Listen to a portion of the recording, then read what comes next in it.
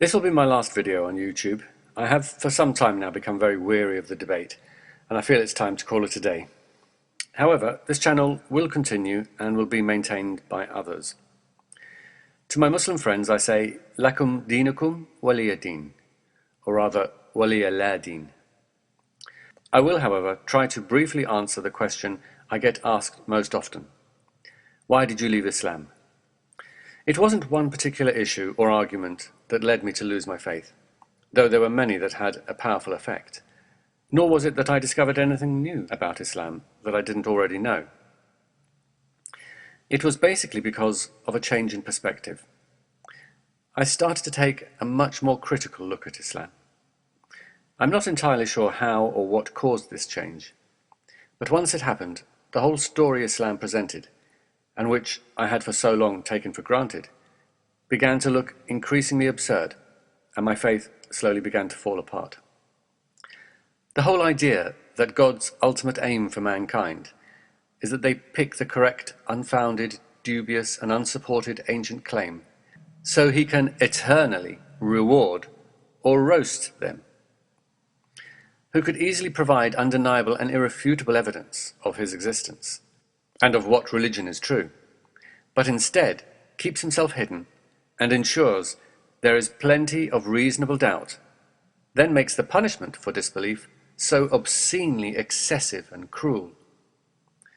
A God who does not need worship, yet demands worship, who does not need to create, but does so for the benefit of his creation, even though most of these wretched creatures will not benefit from being created, who wants us to freely choose to love and worship him, yet threatens us if we don't.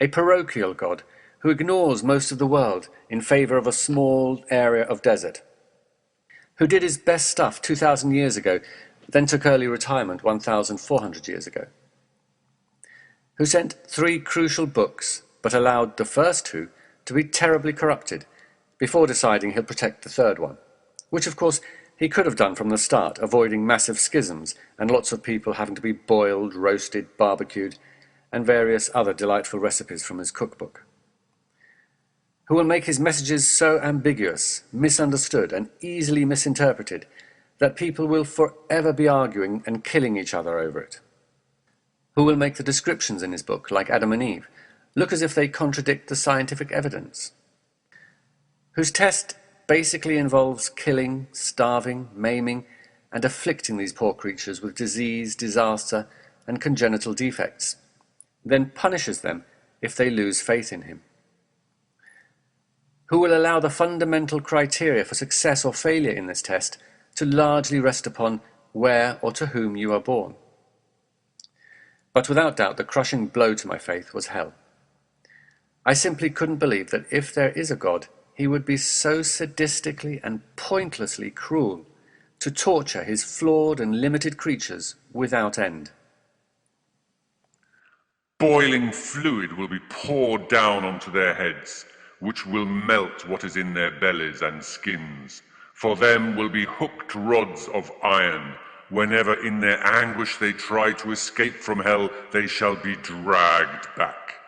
A fire which encompasses them like the walls and roof of a tent will hem them in. They will cry out for help, but will be granted scorching water like melted brass that will scald their faces, dragged through scalding, fetid fluid and burnt in the fire. As often as their skins are roasted through, we shall exchange them for new skins. No food except pus. The tree of Zaqqum will be the food of the sinners. Like molten brass it will boil their insides, like the boiling of scalding water.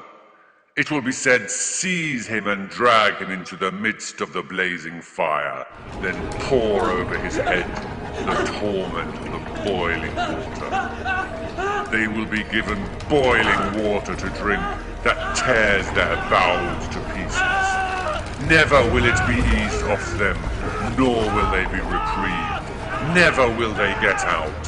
Hell for all eternity.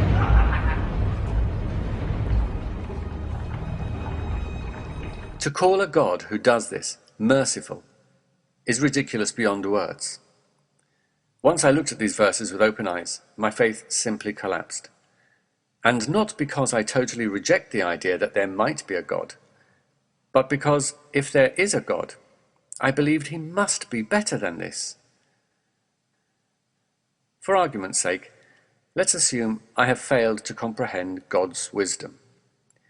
Then God can, of course, eternally roast my skin off, boil my brains, and melt my face over and over again for mistakenly thinking he would be better than this.